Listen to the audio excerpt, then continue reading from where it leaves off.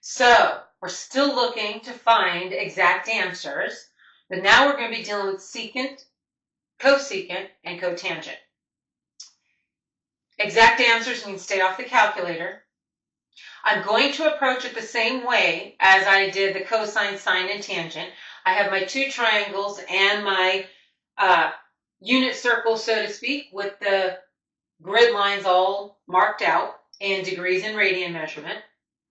Let's look at this example. They want me to find the cosecant of negative pi. Okay, first off, pi is on the x-axis. So remember, when it happens like that, there's no reference angle. But since it's negative, I'm going in this direction. So now this would be a negative pi, all right? Regardless, the point here is still the same, negative 1, 0. Do you agree?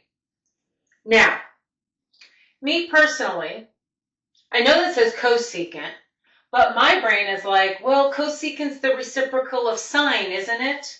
It is. I agree with that. So, since the sine of negative pi is equal to 0, right? Then the cosecant of negative pi. Well, you're like, well, how do I figure that out? Remember, this is the reciprocal. Technically, I could write this as 1 over the sine of negative pi. Well, I just figured out the sine of negative pi. That's 0. So technically, this is 1 over 0. Well, 1 over 0 is what? Undefined. Good? That makes sense? I found the sine. I knew cosecant is the reciprocal of sine, and sine is the reciprocal of cosecant. This is another way of writing them. I just substituted in my answer for sine of negative pi, and I got undefined for the cosecant of negative pi. Good?